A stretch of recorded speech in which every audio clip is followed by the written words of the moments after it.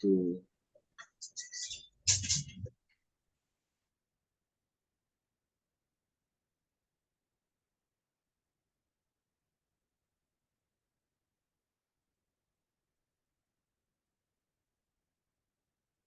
Okay, magandang gabi.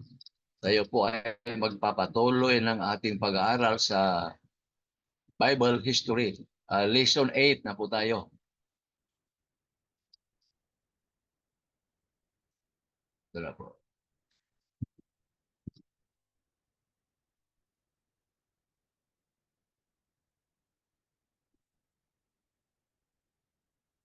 Lesson 8 na po tayo.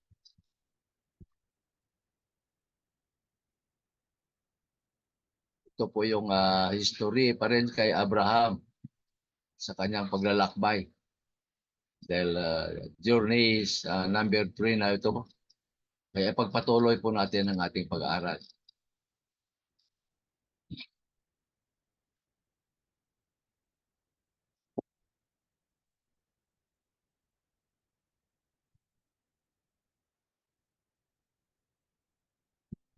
Ito po ang kanyang kwento, Hebreo o Israel, ang kay Abraham na kung saan kinuha sa ng ating Panginoon doon sa Ur of Chaldea at itinuro sa kanya yung lupang kanyang pupuntahan. Kaya sa pangumpisa, nasa gitna na po tayo ng pag-aaral sa buhay ni Abraham at mayroon pa po siyang 16 na dapat nating malaman kung ano-ano ang mga ito sa ating patuloy na pag-aaral. Pero nasa kalagitnaan na po tayo sa buhay ni Abraham. Si Abraham. Di ba? Yon si Isaac, yung sinabi sa kanya na Panginoon, na ialay niya yung kaisa-isang anak niya. Kaya alam naman ni Abraham dahil sa kanyang pananampalataya, sinunod niya ang Panginoon. Dahil sa kaisa-isang anak, kaya handa niyang ibigay sa Panginoon. Kung nang patayin niya na si Isaac, hinarang ng anghel. Sabi niya, huwag mo pagbuhatan ng kamay ang iyong anak. Mayroong tupa dito sa lapakita. Kaya yun ang yung kanyang inialay. Pero napatunayan ng Diyos ang kanyang pananampalataya. Father of faith, siya ang tatawag na ama ng pananampalataya.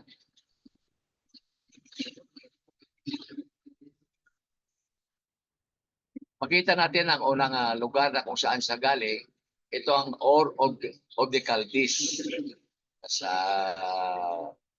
kalagitnaan ito ng Tigris and Euphrates. Papuntang Persian Gulf. Ito ang lugar na ito. Yung Ur of Chaldees. Ito ang kanyang lugar na kung saan siya ipinanganak. Itong Ur of Chaldees ngayon, Iraq. Ito, sakop ito ng Iraq. Kaya si Abraham ay lahing Iraqi yan. Kasi dito, ito ang unang pagtawag sa kanya na iwanan niya itong lupain na ito at pupunta sa isang lugar na kung saan ituturo sa kanya ng Panginoon. At doon siya ay maging dakilang nasyon o maging malaking nasyon ang kanyang maging ang gampanan. At siya ay biyayaan ng ating Panginoon. Ito kaya. Yung sa Ur of Chaldees, kung tinawag siya ng Panginoon, naiwanan mo ang iyong lugar at pumunta ka sa lugar na ituturo ko sa iyo. Kaya itong lugar na kung saan ituturo sa kanya ng Panginoon. Mula dito sa Ur of Chaldees, yan ang kanyang lugar na kung saan diyan sa Mangga dahil ituturo sa kanya ng Panginoon ang lupa na kung saan kanyang pupuntahan. Hindi pa niya alam kung saan. Si Abraham, mayaman ang angkan nito kasi doon sa lupain nila, marami sa mga hayop at saka kilala ang kanilang angkan, mayaman. Kaya sabi ng Panginoon, iwanan mo yan at humayo ka doon sa lupa na ituturo ko sa iyo. Kaya yun ang Ur of Chaldi, yung may star. Tapos,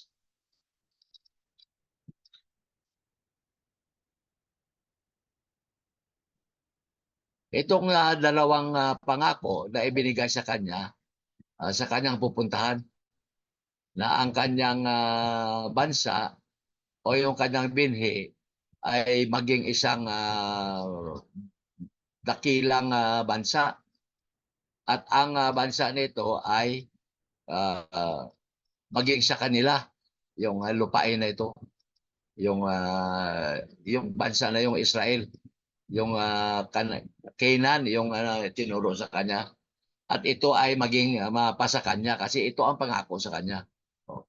Kaya ang Diyos tinawag si Abraham uli at sinabi naman niya yung dating pangako. Sabi niya, gagawin kitang dakilang bansa at ang bansa na ito ay kukunin mo at ang iyong binhi ay siyang magbigay ng biyaya sa lahat ng mga bansa sa mundo. Kaya pag sabi na nations of the earth, kasama na tayo rito sa Pilipinas. Kaya sinabi sa lahat na nasyon ng buong mundo. Tapos sabi niya, iwanan mo yung lupa na kung saan nandyan ka at pupunta ka sa lupa na ipakita ko sa iyo. Kaya si Abraham, lumisan doon sa Ur of Chaldees, hindi na alam kung saan siya pupunta. Pero may tiwala siya sa Panginoon. At siya ay ama ng pananampalataya. Kaya alam niya na kung ano man ang plano ng Panginoon sa kanya ay maging mabuti para sa kanyang lahi o sa kanyang binhi. So sabi yun. Kaya sa pananampalataya, si Abraham sinunod niya na kung saan sa tinawag at lumabas sa lugar na kung saan siya nakatira na ito ang pupuntahan niya. Ipamana sa kanya at umalis siya na hindi niya alam kung saan siya dadalhin ng ating Panginoon. Mabasa natin yan sa Hebrews chapter 11 verse 8. Tinawag siya. Tapos niya ang lugar na yan ang ipamana ko sa iyo, sabi ng Panginoon sa kanya.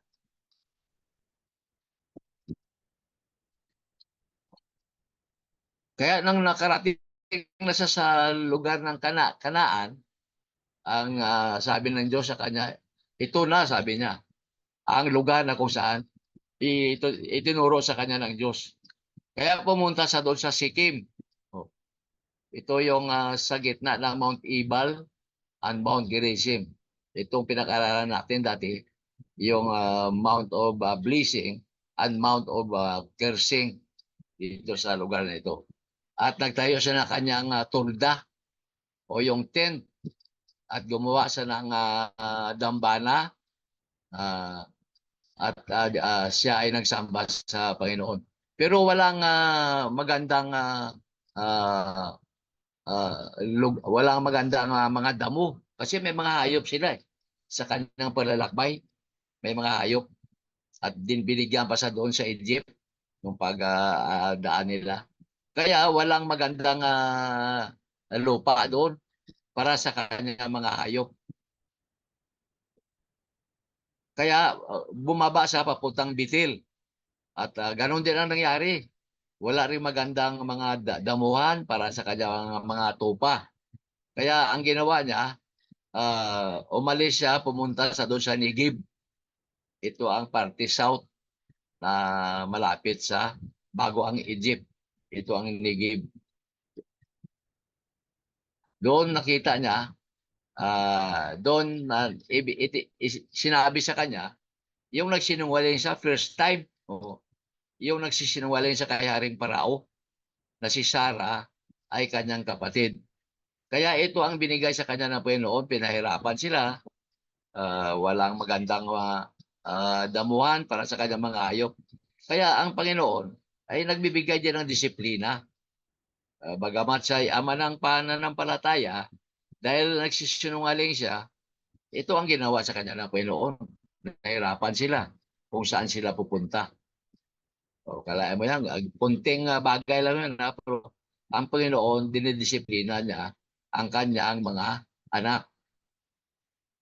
Yung ano, sabi na ito, si Abraham. Eh, si Sarah, magandang babae.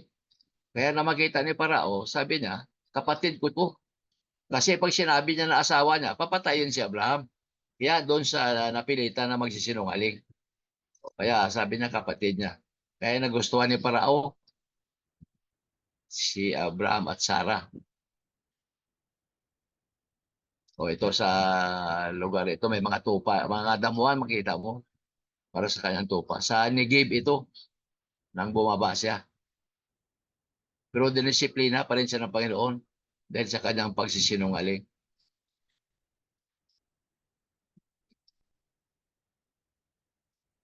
O, at Hebron, Palestine pala ito. Itong Hebron, yung napunta sila doon sa maraming damuhan sa Palestina.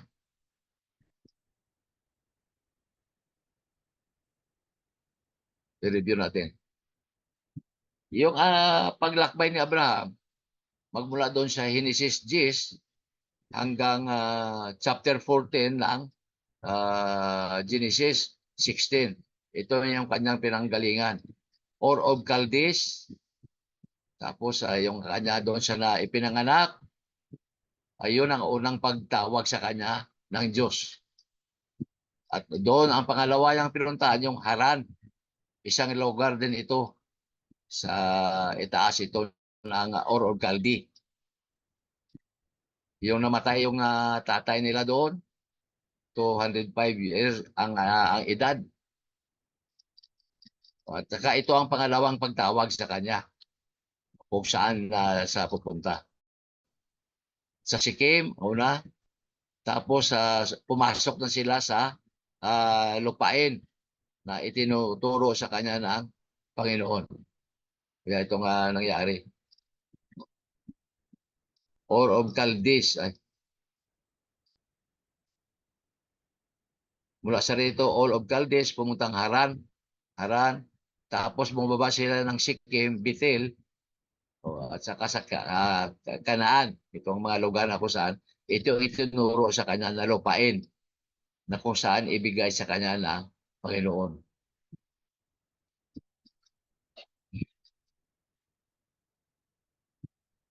Yung pangako, ibinalik ulit ng Panginoon. Parang pinaalaala sa kanya.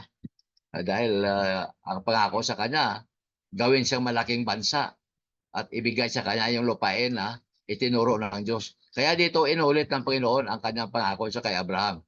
Itong Bethel na lugar na kung saan nagsamba sa rito. Gumawa siya ng dambana. Tapos sa Egypt, ito nagsinungaling siya at tungkol kay Sarah. Dahil sabi niya kapatid niya lang. Tapos sa Bethel, may nangyari dito, nagkagulo-gulo, yung mga tauhan ni Lot, saka yung tauhan niya, dahil nag-agawan doon sa mga pastulan o sa mga damuhan. Kaya yan ang nangyari doon. Kasi uh, mahirap yung binigay sa kanya ng Panginoon dahil sa kanyang pagsisinungaling. Dinisiplina siya. Kaya pinahirapan siya. Saka ito sa Hebron. Ito ang nangyari doon na mga kaguluhan. So, trouble from the east. Hebron, sakop ito ng Palestine. Hanggang sa ngayon, ito ang pinag-agawan nila ng mga teritoryo. Kaya nag-away-away ngayon doon sa Israel at saka sa Palestina. Tapos yung deliverance of Lot, yung nagkagulo-gulo, at tinulungan nila si Lot doon kasi marami ng kaaway na pumasok sa lugar ni Lot. Di ba sa pag-aaral natin, pinapili niya si Lot kung saan. O kaya iniwanan niya si Lot doon. Ngayon, ang nangyari kay Lot, marami mga kalaban ngayon doon na dumating at sila ay nilusob. At gusto ni Abraham, iligtas to si Lot kasi pamangkin niya ito eh. Anak ito ng kapatid niya na si Haran. Kaya pamangkin niya. Kaya gusto niyang tulungan. Ito ano. Isa rin ito sa pagsinungaling niya. Sabi niya si Sarah, kapatid niya. Kaya nagalit ang Panginoon sa kanya. Hindi mo sinabi sa akin na gano'n, sabi niya. Kasi ang nangyari dito, walang kalam-alam ang Haring Paraon na kapatid niya, na asawa niya. Ngunit pinanaginip ang Paraon ang Panginoon ng Diyos na siya yan ay may asawa yan. Kaya nagalit si Paraon, binalik sa kanya. At pero bagamat ganun ang nangyari, binigyan pa rin sila ng mga hayop at mga kayamanan. Dahil mayaman din ito si Haring Parao sa Egypt. Abraham lied to Paro. Yun ang unang pagsisinungaling niya kasi sa pag-aaral natin, susunod pa rin na magsisinungaling pa rin siya. Kaya ang pag-aralan natin ngayon dito, yung teksto sa Genesis, chapter 14, verse 17, hanggang chapter 15 ng Genesis, 1 to 21 verses. Ito ngayon ang ating pag-aralan.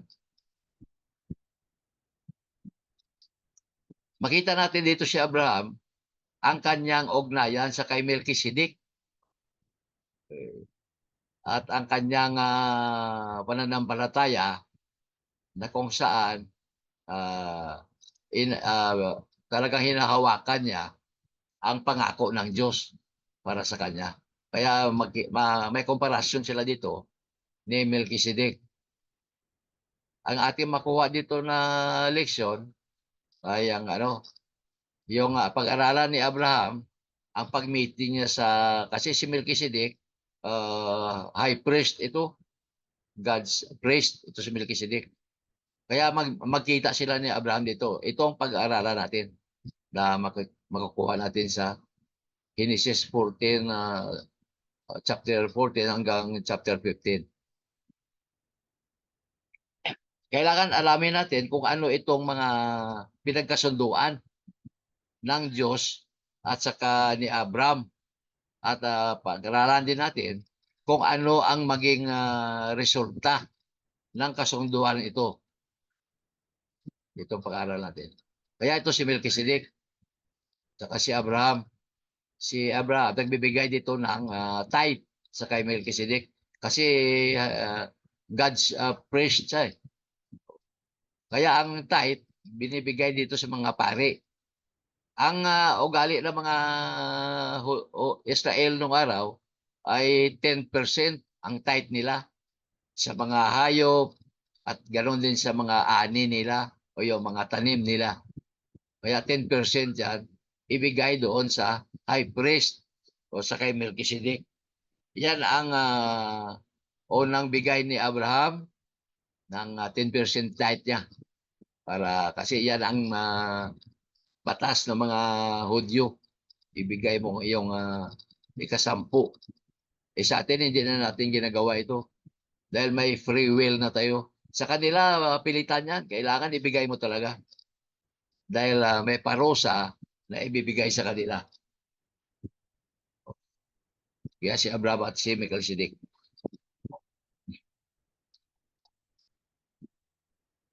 Ang kanyang pangalawang paghinto doon sa Hebron. Genesis chapter 14, 17 to 24. Kung basahin natin yan. Pero mahaba yan. Kung mayroon kayong dyan, subaybayan na lang ninyo. Ikalawang hinto niya ito sa Hebron. Sakop ng Palestina yan. Siyam na istasyon. Sa Hebron si Abraham, nakipagkita sa kay Melchizedek. Chapter 14, verse 17 to 21. Siya ang priest of the Most High God. Makikita rin natin sa Hebreo City 1. Basahin natin ito. Isang versikulo lang naman yan Hebreo 7:1.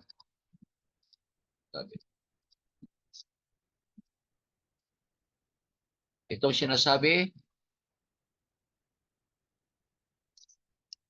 sapagkat itong si Melchizedek, hari sa Salem, saserdote ng kataas-taasang Diyos, ay siyang sumalubong kay Abraham sa pagbabalik na galing sa paglipol sa mga hari at sa ipinagpala niya. Kaya ito ang nangyari si Melchizedek. Sinalubong niya pala si Abraham. Kasi si Abraham marami rin labanan ang kanyang nasagupo nito o kanyang nagawa. Kaya marami rin silang mga kaaway sa kanyang palalakbay. Kaya sinalubong siya ni Melchizedek, binigyang pugay upang siya ay bigyan ng parangal. Pero nagbigay din siya ng 10% diyan sa kay Melchizedek, yung tithe niya. Talagang binayaan si ni Melchizedek. Blessed siya. Si Melchizedek ay kung ikumpara sa mga antas nila, mas malaki ito si Melchizedek kumpara kay Abraham. Hebrews 7:1 itong sabi. Kaya nasabi dito na walang kaguluhan kundi ang si Melchizedek ay magbibigay ng biyaya sa kay Abraham o bigyan niya ng parangal sa binasa natin kanina. Sinalubong siya. Oh. Kaya si Melchizedek, inaamin naman niya na mas ang kanilang antas, mas malaki siya o mas mataas sa kay Abraham. At saka si Abraham, tinanggap naman niya ang mga ganito nangyayari o mga kanyang mga biyaya o blessing na ibinigay sa kanya. O yan, si Melchizedek, King of Salem. Yan ang pinakamataas sa mga pari. Kaya hari na siya, high priest pa. Kaya bihira yung ganyan mangyari sa kapanahonan nila nung araw sa Old Testament.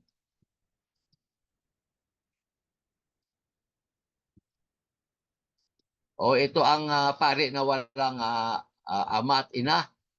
Wala siyang mga genealogy o yung mga pamilya. Ang kanyang pagkapari ay depende ito sa kanyang ama o kung sino man ang kanyang ina. Pero wala siyang ama at ina sabi dito. Pero ang pagkapari niya ay talagang depende yon sa kanyang kalalagyan ngayon. Wala siyang mga kung saan siya nanggaling. Yan ang sinasabi dito sa kwento natin. Kaya si Abraham nagbigay ng ikapo o yung sa kay Melchizedek. Ito ang nagpapakita na siya ay mas superior sa mga Libay. Kasi ang Libay, ito ang tribo na kung saan ang kanilang ginagawa ay sa templo. Doon lamang sila sa templo. Kaya ang mga ikapo na mga matanggap na mga Hudyo ay ibinibigay dito sa mga Libita o mga Libay. Dahil ang kanilang gawain sa loob ng templo, hindi sila naghanap buhay. Kaya iyon ang kanilang batas na ang ikapo dalhin doon sa bahay ng Panginoon. Kaya si Melchizedek, yung high priest, siya ang nangangasiwa dito. At si Abraham doon nagbigay ng kanyang ikapo. Siyang hari ng kabutihan, righteousness. Hari ito si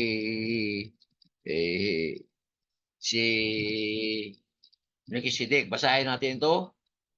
Na siya namang binabahagi na ni Abraham ng ikasampung bahagi ng lahat na kung saysayin una-una siya'y hari ng katwiran o righteousness at saka hari naman sa Salim na sa makatwid ay hari ng kapayapaan. Ito si Melchizedek. Hari siya ng katwiran o righteousness at hari din ng kapayapaan.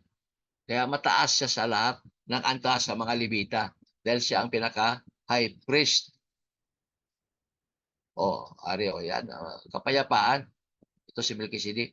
Nabasa natin. Ang Panginoong Hesus ay naging mataas na saserdote pagkatapos ng mga order kay Melchizedek o yung mga succession. Kaya si Kristo ang komparasyon dito ni Melchizedek. Kaya sabi niya, sinusunod niya ang pagkapari hanggang sa wakas. Kaya si Kristo yan. Hanggang namatay siya, ginampanan pa rin niya ang kanyang pagka-sacerdote. O ang pari na may namula sa Panginoon. O, ito siya ang Panginoong Hesus. Kasi komparasyon sa kay Melchizedek. Yan si Kristo. Jesus Christ. At ito si Melchizedek. Hari ng kapayapaan at hari ng katarungan. Kaya may komparasyon sila. Pero si Kristo, ginampanan niya ang kanyang pagkapari hanggang sa kanyang kamatayan. Kasi siya ang pinadala ng Diyos. Divine ang kanyang pagkapari. Si one of the deities.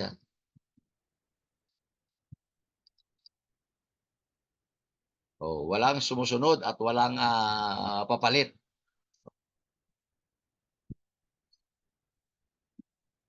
Superior sa mga Levita. At saka si Abraham nagbigay ng ikapo doon kay Melchizedek. Makita natin na sa kanyang pagkapare at na umalis siya sa pagkapare pa rin hanggang sa namatay. Kaya makikita natin dyan na no predecessor and no successor, walang kapalit at walang susunod sa kanya. O walang sumusunod. Hari at saka pare, dalawang yung kanyang pisto. Para dalawang bagay dito sa Biblia na may Diyos at hari ng mga nasyon at pare ng mga nasyon sa isang tao lamang. Isang sinasabi dito. Hari na siya at pare na binabanggit doon sa kanyang buhay. Ito si Melchizedek at saka si Kristo. Komparasyon ito. In Melchizedek and Christ. Kaya pareho sila ng katanyagan. Sa hari na at pare pa. Si Kristo, hari din at saka pare. Ito ang komparasyon nila. Dito lang makikita sa Biblia na ang Diyos at ang pare sa nasyon lang, mga nasyon, sa isang katauhan lamang. Sa kay Melchizedek at saka kay Kristo. Itong komparasyon nila ni Melchizedek at saka sa buhay ng ating Panginoong Hesus. Ito Melchizedek. Din ni Melchizedek, ang kahulugan pala, hari ng katarungan. Nabasa natin kanina. Siya ang una na kung saan sinasabi na siya ang hari ng katarungan sa Hebreo 7:2. Si Jesus Christ naman is the righteous one. Siya ang pinili na maging isang makatarungan na mabasa natin dito sa Acts 3:14. Basahin natin sandali ito kung anong sinasabi tungkol nito kay Kristo. Acts 3:14. Ang sinasabi, dapat inyong pinakatanggihan ang banal at ang matuwid na ito at inyong hiningi na ipagkaloob sa inyo ang isang mamamatay tao. Ito ang sinasabi ni Pedro. Sinasabi niya rin ito doon sa nung hinuli sila sa templo dahil sila ay nagpapalaganap ng magandang balita. At ang kanilang sinasabi o ang kanilang ibinabahagi, itong the righteous one, itong si Jesus. Kaya ayaw nilang maniwala. At saka sabi ng ang pare, di ba? Si Ananias, di high priest di doon sa templo, sabi niya, saan kapangyarihan mo ito kinuha? O sa anong pagmamahala mo ito kinuha? Ang sabi ni Pedro, sabi niya, sa Diyos namin kinuha ito. Kaya pinahuli sila ng mataas na pare doon sa templo. Dahil ito ang binabahagi nila na si Jesus. Tapos sabi niya, ang pawalan nyo iyong mga mamamatay tao. Dapat ang Panginoon na siyang makatarungan, banal at makatarungan, hindi inyo kinikilala. Kaya nagagalit yung hari na haring mataas na hari doon sa templo. Kaya pinahuli sila.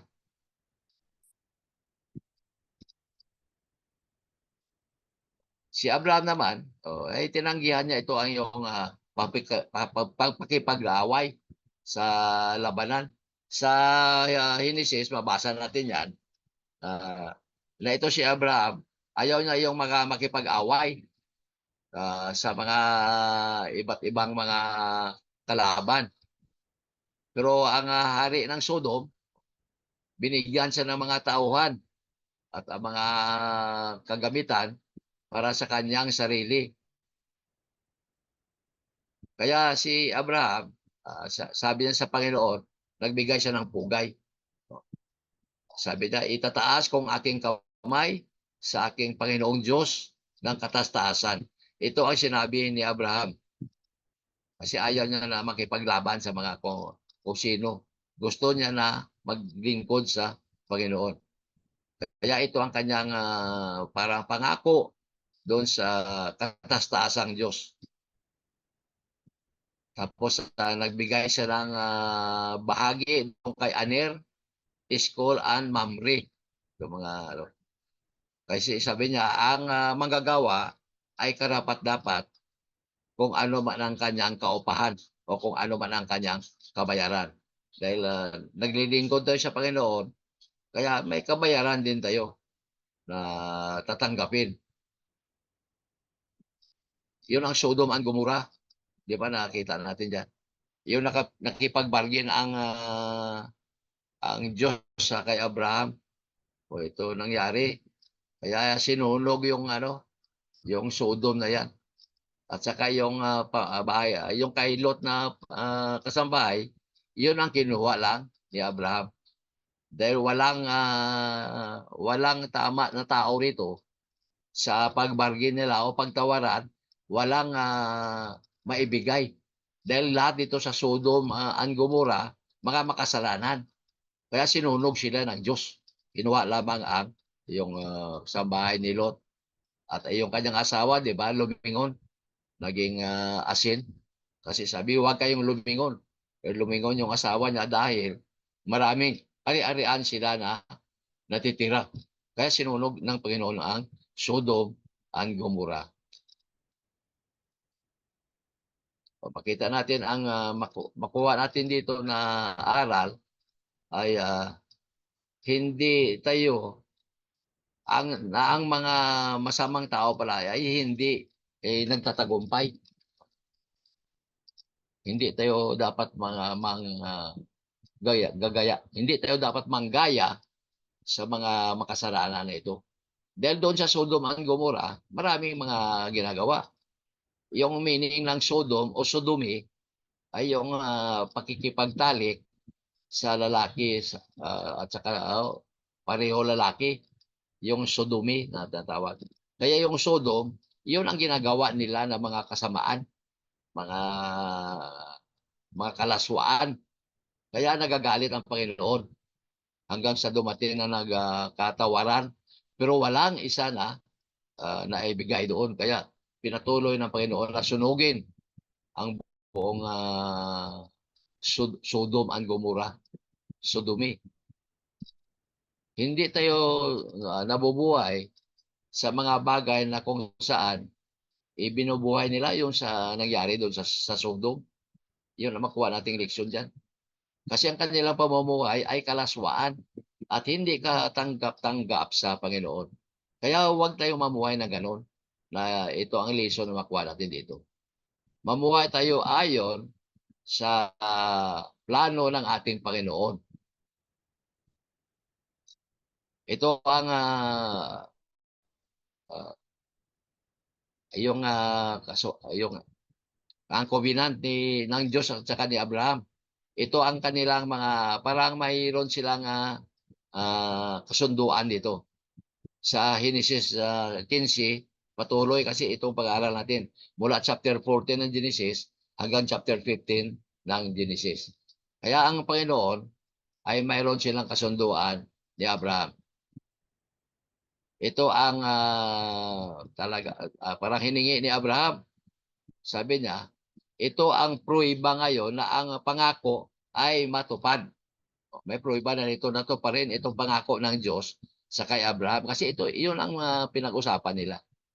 Yung covenant na ito.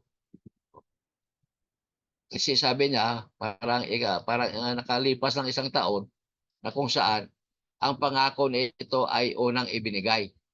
Kaya dito ni-request ni Abraham na kailangan matupad na ito. O yung pangako ay maging sa kanya na. Kaya sabi ng Panginoon, binalik sa kanya ang pangako. Niya ako ang iyong panangga at ako ang magbigay sa iyo ng proteksyon. Pero si Abraham, mayroon pa rin agam-agam na kung ano ang mangyayari. Kasi nakipaglaban siya sa mga ibang hari. Kaya ayaw niya na makipaglaban ulit. Kasi sabi niya, marami na siyang tinalo ng mga pari. Kaya natatakot siya yung mga ganti sa mga hari nito. Pero ang Diyos nandiyan sa kanya, may pangako nga. Kaya nga sabi ni Abraham, sabi niya kung ganon, saan yung aking mga anak? Sabi niya sa payo, ito nga ang kanilang talagang pinag-usapan para ng Panginoon. Ito nga nangyari dyan. Sa Genesis 15:5. At siya'y inilabas at sinabi, tumingala ka ngayon sa langit at iyong bilangin ang mga bituin kung mabibilang mo. At sa kanya ay sinabi, magiging ganyan ang iyong binhi.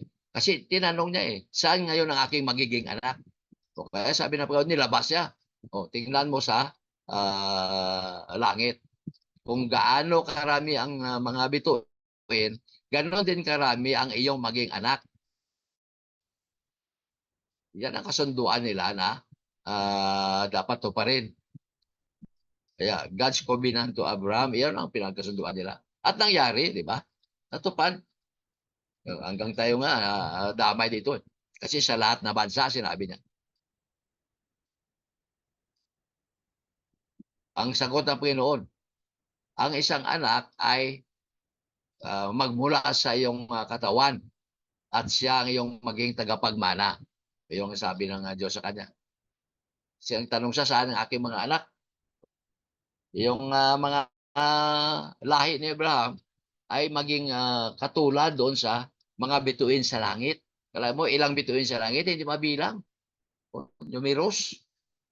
Hindi mabilang. Kaya iyon ang kanya maging anak kasi tinanong niya, saan ang aking mga anak? Kaya yung kanyang offspring o yung lahi niya ay tulad sa bituin sa kalawakan. Hindi mabilang yan, ang dami.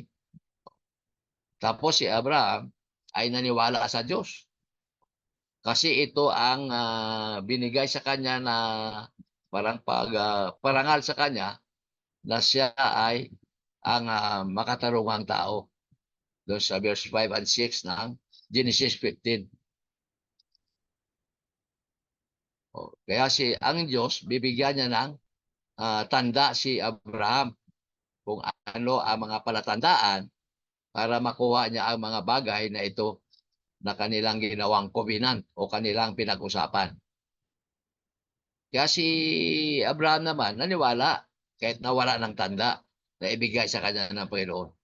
Kaya naniwala siya dahil siya ang ama ng pananampalataya.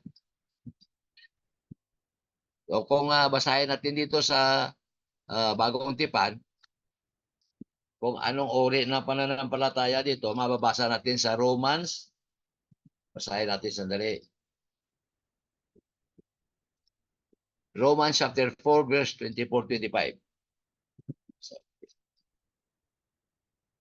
Ang sabi, kundi dahil din naman sa atin na ibibilang sa ating mga nagsisampalataya sa Kanya ay bumuhay na maguli sa mga patay kay Jesus na ating Panginoon. At sabi pa dito na ibinigay dahil sa ating mga kasuwayan at binuhay na maguli sa ika-aaring ganap natin. Kaya iyon ang binanggit dito sa taga-Roma chapter 4 verse 24-25 tungkol kay Kristo. Dahil ito ang tanda na dapat malaman ng mga tao. At saka sabi ni Abraham, kahit walang tanda, alam niya na gano'n ang mangyayari sa kanya. At nakikita niya sa kanyang pananampalataya. Kaya si Kristo ang binabanggit dito kung anong klaseng pananampalataya mayroon tayo para tayo ay maging makatarungan. Kaya yun ang sabi ni Pablo dyan. Si Kristo ito ang hinahalin tulad. Ang Diyos ay gagawa ng isang pangako o kanilang usapan at ang usapan na ito ay binigyan pa ng silyo. Sinilyuhan ito. Kaya ito talaga ay matupad. Dahil nakasilyo na at Diyos ang nagplano. Siya ang gagawa nito ng pangako na ito at ang kasunduan. Kaya yan ang mga bituin sa langit. Yan si Abraham. Yan ang kanyang maging anak. O kanyang mga lipi. Kaya ibinigay sa kanya ang Diyos. Tumingala ka. Yan ang mga bituin. Kung ilan yan, yan ang maging anak mo. O yung ang maging lahi.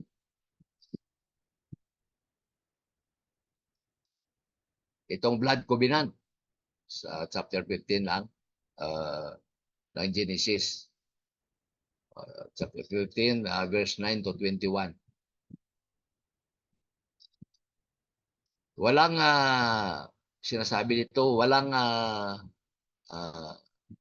usapan na ginawa sa Biblia kung walang pagtagas ng dugo, bloodshed.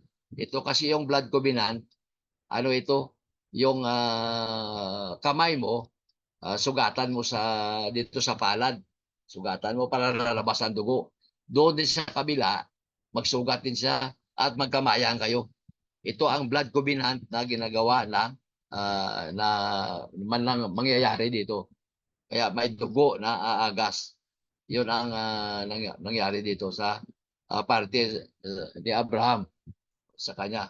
Kung walang dugo na lalabas, ay hindi masabi na blood covenant kasi kasunduan nga yan. Okay, Abraham naman. O sabi niya, dalhin mo lahat ang mga hayop. Tapos ihati-hatiin mo at sa kanila mga hanay, ikaw ang magagawa nito sa utos ng Panginoon. O, susundin mo, sabi niya, ihanay mo at dadalhin mo ayon sa kagustuhan ng Diyos. Instruction. Yung mga ibon ay ihiwalay o pray away, ihiwalay ang mga ibon. Iyon ang blood covenant na sinasabi ng Panginoon. Ito yung kay Abraham, sabi niya, o ihiwalay mo yung mga hayop. O ito makita mo, Abraham covenant, hatiin yung mga tupa na ito, baka, o mga donkey, at saka yung tupa. Pero ang ibon, yan, yung buo yan, ibon. Pero hiwalay din sila. Pero hindi hatiin. Yun ang covenant, blood covenant ng Panginoon at saka ng ni Abraham. Basahin natin sandali para maintindihan natin sa chapter 15 ng Genesis at saka sa 9 to 21. Pamababa. O di bali, basahin natin ito. At sinabi sa kanya, magdala ka rito sa akin ng isang dumalagang bakang 3 taon, ang gulang at ng isang babaeng kambing na 3 taon, ang gulang at ng isang lalaking tupang 3 taon, ang gulang at ng isang inakay na bato-bato, at ng isang inakay na kalapati. Sa 10. At dinala niya ang lahat nito sa kanya at pinaghati niya sa gitna at kanyang tapat ang kakalahati. Datapot hindi hinati ang mga ibon.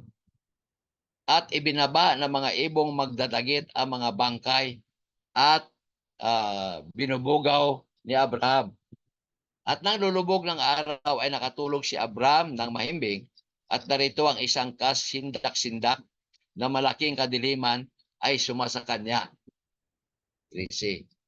At sinabi ng Diyos kay Abraham, tunay, napakatalastasin mo na ang iyong binhi ay magiging taga-ibang bayan sa lupaing hindi kanila at maglilingkod sa mga yaon at pahihirapan 400 taon. At yaon namang bansang kanilang paglilingkuran ay aking hahatulan at pagkatapos ay aalis silang may malaking pag-aari. At ang kwento na ito ay yung sa Egypt, di ba, 400 years silang inalipin. Ito ang kwento dito. Kaya sabi ng Panginoon, hahatulan na yung mga bansa na kung saan ay lumalaban sa kay Abraham. Kasi isa sa mga pangako yan. Kung sinusumpa ka ng ibang bansa, sila ay aking din susumpain. Yan ang sabi ng Panginoon sa kanilang usapan sa covenant. Itong blood covenant, mga hayop ito. Pero ang mangyari diyan na si Abraham ay tapat sa paglingkod sa ating Panginoon. Kaya sinusunod niya ito ayon sa kanyang pagsunod sa Panginoon. Sinunod niya kung anong sinasabi.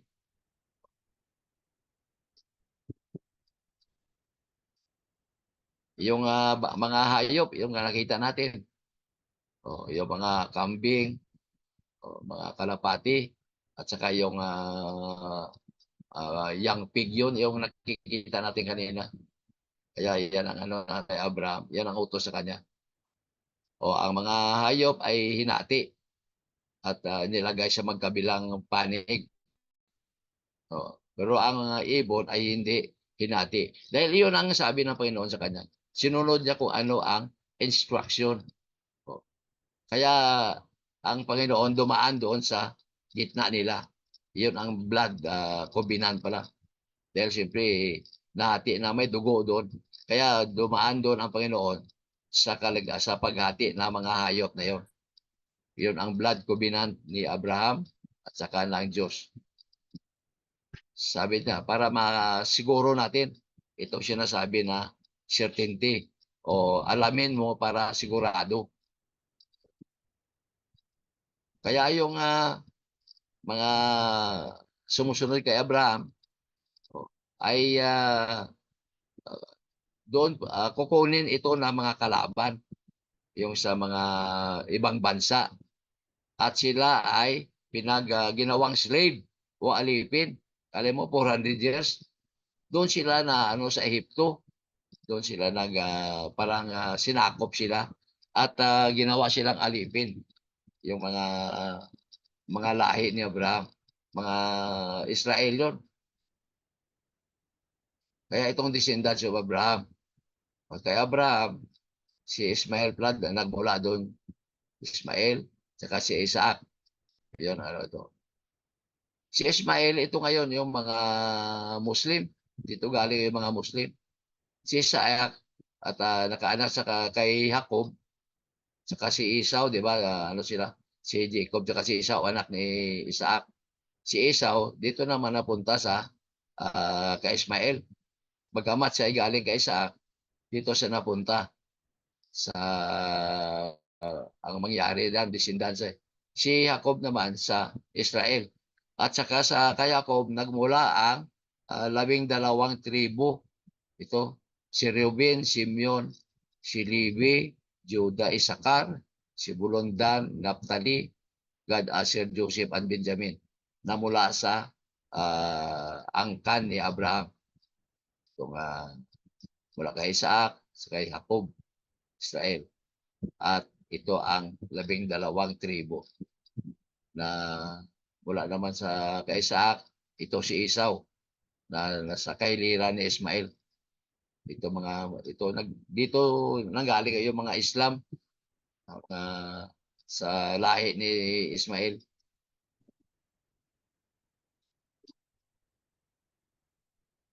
Kaya ang Panginoon ay talagang parusahan niya ang mga bansa na kung saan sumakop sa kanyang mga anak, lalo sa kay Abraham, kasi isa yan sa pinagkasunduan nila na kung sino man ang sumumpa sa iyo at susumpahin ko. Kaya ito na ang ginawa ng Panginoon. Pinarusahan niya ang mga bansa na kung saan ay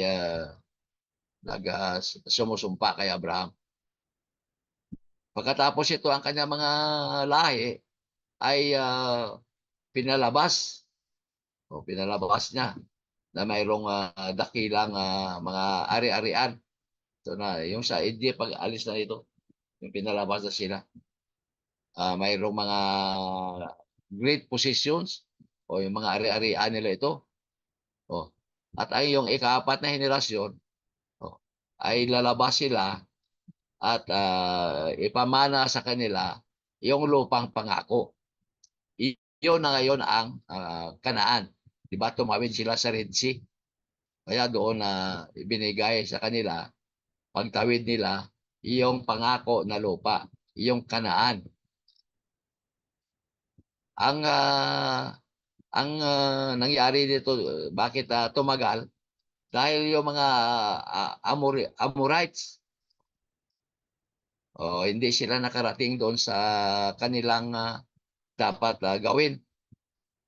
May kasalanan ito mga Amorites na ito. Kasi ang Amorites, mga kalahi din ito ni Abraham. Ay yung pinag-aralan natin dati. Isa ito sa kanya mga lahi. Kaya ito ang katuwiran kung bakit sila ay tumagal. Dahil maraming mga kasalanan ang ginagawa nila habang sila ay nasa daan. Sa ilang sila, marami silang reklamo kung ano ang kanilang gagawin. Diba? Kaya mayroong kasulatan na ginawa noong araw na yon. Kasulatan naman na bago ito. Hindi ito kasulatan na ginawa doon sa kay Abraham. Kaya may kasulatan ito na ginawa ang Panginoon dahil doon sa kanilang mga ginagawa habang sila ay pupunta sa lupang pangako. Kaya ang Panginoon, ginawa ito yung parang dumaan sa doon sa hinati ng mga hayop at saka yung kadiliman ay dumating. Yung dumaan siya doon sa loob ng o sa kalate at ang kadiliman ay dumaan o dumating. Ang ibig sabihin doon, yung nahati doon ng mga hayop, ang sa taas doon ay yung ulap. Kaya pag dumaan ka doon, parang ikaw ay parang baptism ang ano doon, ang sinasabi. Ganon din yung pagdaan nila sa Red Sea. Tinakpan sila ng ulap, dumaan sila sa tubig bago sila makarating ng Kanaan. Para komparason yun sa tinatawag na bautismo. At saka itong dugo ng ating Panginoon na kung saan ito ang nagligtas sa lahat ng ating kasalanan. Dito tayo binaptaisan ayon sa taga-Roma, di ba? The blood of Christ cleanses us. Kaya ito ang naging parang simbolo ito ng pagbaptize. Kasi ang isang tao, pag iloblob mo, natakpan siya. Kaya pagdaan ng Diyos doon sa nahati ng mga hayop, may ulap sa taas, ay natakpan sila. Kasi madilim na. Yun ang comparison sa tawag na bautismo. Matakpan ka, iloblob. Hindi yung buusan ka lang. Ano. Kaya ito. Yung galit ang Panginoon sa mga, lalo sa Egypt, kasi inalipin yung kanya mga anak, yung mga Israelites. Kaya ito naging nangyari sa kanya. Ayon sa Isaiah 34:2, nagsabi dito, sapagkat ang Panginoon ay may galit laban sa lahat na bansa at pusok ng loob laban sa lahat nilang hukbo. Kanyang lubos na nilipol sila. Kanyang ibinigay sila sa patayan. Kaya ito ang nangyari sa Panginoon. Pwede silang patayin ng Panginoon. Pwede silang lahat sila. Kasi lahat na bansa na laban sa kanila ay nilipol ito ng Panginoon para sila ay pangalagaan dahil ang pangako na makarating sila doon sa lupa ng Kanaan. Dahil bago sila makarating, maraming labanan ang kanilang naranasan sa daan. Kaya maraming mga kalaban. Kaya ang Panginoon na sa kanilang panig, kasi isa sa mga pangako ay ang pag sila ay sinumpa, susumpain din sila ng Panginoon. Kaya ito, pag laban-laban, nilipon sila lahat ng Panginoon dahil sa kanya mga anak.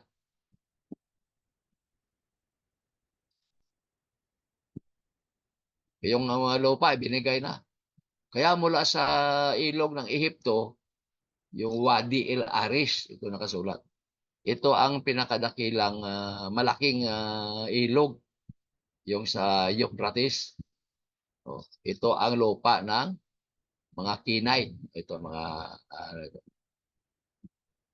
Kinisite. Yung mga lupain na yan, silang may-ari niyan.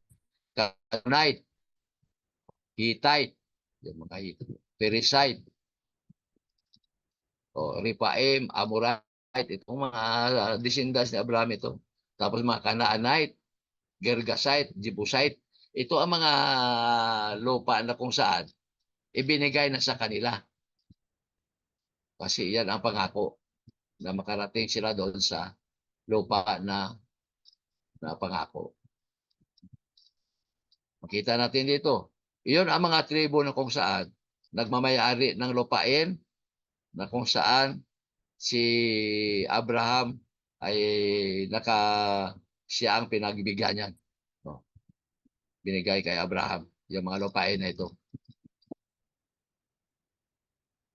Itong mga 12 tribes in Canaan. Makikita natin dyan yung 12 tribo ng Canaan. Sila.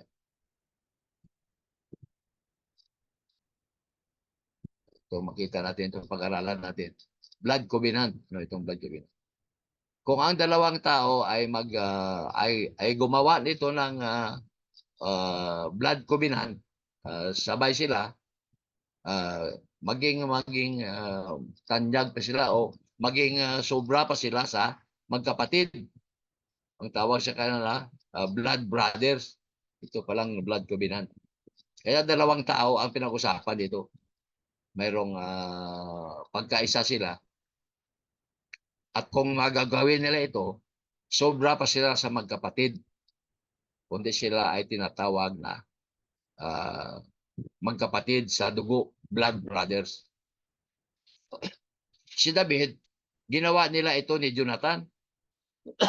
Kung natandaan nyo, si Jonathan, anak ito ni King Saul. At si David at si Jonathan, kung tutuusin, magbayaw ito. Kasi ang asawa ni David na anak ni King Saul, na si Michael, makita natin ang kwento dyan sa 1 and 2 Samuel, ay inasawa ni David. Kaya, bayaw niya ito si Jonathan. Si King Saul na tatay ni Jonathan, galit na galit kay David. Gusto niya nga ipapatay ito. Kaya tinulungan ng asawa na si Michael na para iligtas dahil may plano pa niyang ama na ipapatay si David. Kaya si David at si Jonathan gumawa ng blood covenant. Kaya mahigit pa sila sa magkapatid. O di magkapatid sila sa dugo. Kaya ang kasunduan nito ay ginagawa ito para hanggang na ang tao ay buhay. Kailangan huwag niyong kalimutan na ganito ang iyong mga ugnayan o kasunduan. Kaya si David at si Jonathan, habang buhay sila, hindi nila makalimutan na ganito ang kanilang kasunduan. Kaya hanggang sa namatay si Jonathan at si David, hindi makukuha itong kasunduan nila. Dahil iyan ang batas ng blood covenant. Faith and Victory Church. The blood covenant, makita sa Genesis 17, mabasa natin yan. Genesis 17, basahin natin ito muna. Ano itong blood covenant? 17 verse 7. Itong sinasabi, at aking papagtitibayin ang aking tipan sa iyo at sa iyong binhi pagkamatay mo sa buong kalahian nila. Na tipang walang hanggan na ako'y magiging iyong Diyos at ang iyong binhi pagkamatay mo. Kaya walang katapusan ito hanggang sa mamatay ka. Ito pala ang tinatawag na the blood covenant. Sinabi ito ng Diyos sa kay Abraham hanggang sa kamatayan. Kailangan pagtitibayin ang usapin ito o yung tipan na ginawa ng Diyos at sa ni Abraham.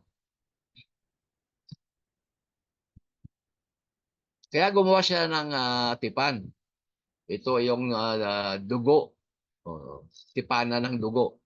Na kung gagawin mo ito sa iyong sarili, yung yung dito, yung sa palad mo, yung kanang palad at ang kanang palad din ng isa ay lagyan din ito ng ano mo para paduguin mo siya. Kasi you cut yourself, paduguin mo. At sa magkabila na kung saan kayo ay may tipanan, mag-shake kayo. O hawakan mong kamay niya para ang dugo ay maghalo doon. Dahil may dugo yung kamay ng isa, mayroon ding isa. Sa ano kanan yan sinasabi. Yun ang tipanan sa ng dugo. Kaya sa kanilang pag-shake hands, makita nila doon na hanggang sila ay buhay, hindi makalilimutan yun. Na mayroon silang tipanan na gano'n na yung higit pa sa isang kapatid. Kaya kung maghahawakan sila ng kanilang kamay, yung dugo ay talagang maghalo na. Oh. At ang dugo ni David ay maging dugo ni Jonathan. At gano'n din ang kay Jonathan. Maging dugo din ni David. Kaya kasi may dugo na nagsugatan mo pag join hands yun, nagkaroon na ng tipanan doon yung kobinan. Kaya yun ang nangyari. Hanggang sila ay nabubuhay. Mayroon silang tipan, yung blood at kobinan. O kaya ito si Jonathan, saka ito si Aring David. Kaya sa kanilang pag blood covenant, binigay yung kanyang tunika at ang kanyang espada. O ito yung kanyang Jonathan. Ibinigay niya kay David bilang tanda ng mahigit pa sila sa magkapatid. They are blood brothers. Kaya ito ang ginawa nila. Hanggang buhay sila, hindi nila makalimutan. Bagamat magbayaw sila, at alam ni Jonathan na gusto ng tatay niya na si King Saul, ipapatay ito si David. Dahil galit na galit siya rito kay David. Pero si Jonathan, dahil sobra pa sa magkapatid, siyempre, kampihan niya ito. Kaya hanggang sila sa namatay, mayroon silang tipanan o yung blood covenant.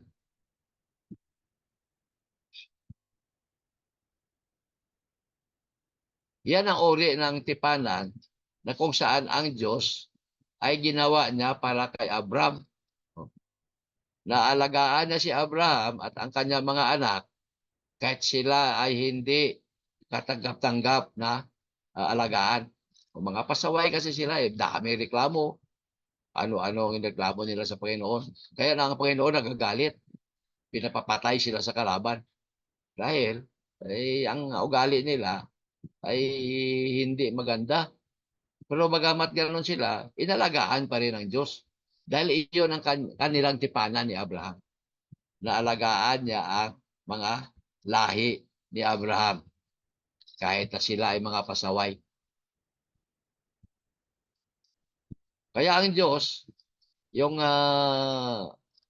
kanyang tipanan, sa atin ito kaya ang Diyos kung may tipanan para sa atin, at kung ikaw ay nabautisuhan sa kay Jesus, at ang kanyang dugo, ang dugo ni Jesus ay ang maglinis sa iyo. At kung ikaw ay nalinisan na, ang Panginoon ay nasa iyo na.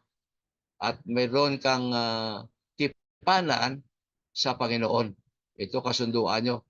At ang Panginoon at ang tipanan na yan ay magang sa iyo habang ikaw ay buhay. Ito ang mangyayari sa atin. Si Jesus nagpakamatay sa atin. O yun, ang blood covenant na sinasabi dito. At ang dugo na yon ay yung ang naglinis sa iyo. Yung dugo. Yung dugo doon na umagos sa cross sa Kalbaryo, iyon ang naglinis sa lahat ng kasalanan ng tao. Kaya tinubos tayo. Uh, linisan na tayo. Oh. Kaya kung ikaw ay malinis na at ang Diyos ay nasa iyo, mayroon kang tipanan para sa Diyos o mayroon kayong kasunduan. Anong kasunduan ito ang gagawin mo ngayon sa Panginoon? Oh. Kasi ito ay nasa iyo na. O, nasa Israel ito sa kanyang mga anak. At ito ay komparasyon din sa kanyang bautismo na kung saan pagkatapos bautismo, idaragdag kanya sa kanyang iglesia. Oh, Acts 2:47, siya ang magdaragdag, hindi ikaw ang umaanib, hindi. Hindi tayo umaanib sa iglesia ng Panginoon, idinaragdag tayo araw-araw kung sino yung tumatanggap sa kanya. Ito ang tipanan na dapat nating malaman. Na habang tayo ay nabubuhay, patuloy lang tayo sa paggawa ng kanyang pinapagawa sa atin.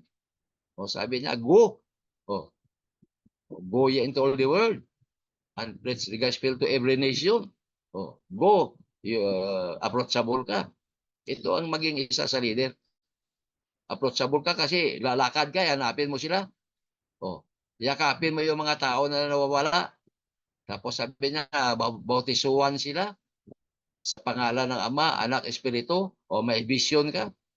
At pagkatapos sabi niya, ituro ninyo ang lahat ng alam nyo sa akin at ako ay maging sa inyo hanggang sa katapusan ng sanglibutan. Mayroong humility. Kaya yun ang pinag-aralan natin. How to become a good leader. You will be an approachable man. Oh, you have the vision and you will be humbled. Magpakababa ka sa iyong sarili. Ganon ang buhay ng Kristiyanos.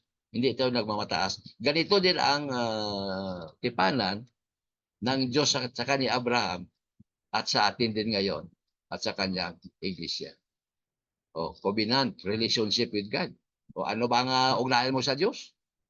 Ano ba itong mga tipanan na ito na ginawa ng Diyos para sa atin? Di ba? Great Commission. O, tayo ang inasahan. Mayroon tayong usapan o mayroon tayong ugnayan. Ito ang gagawin natin para sa ating Panginoon. Maghanap tayo ng mga nawawala. Yan ang iniwan sa atin na tipan o dapat natin sundin. Ito lang huling ano pala. End of lesson 8. Bible story. Kaya sa sunod naman, see you next week. Kaya kung may mga tanong kayo rito o dagdag sa ating pinag-aralan, ating pag-usapan yan. See you Monday. So sunod naman na Lunes tayo magkita.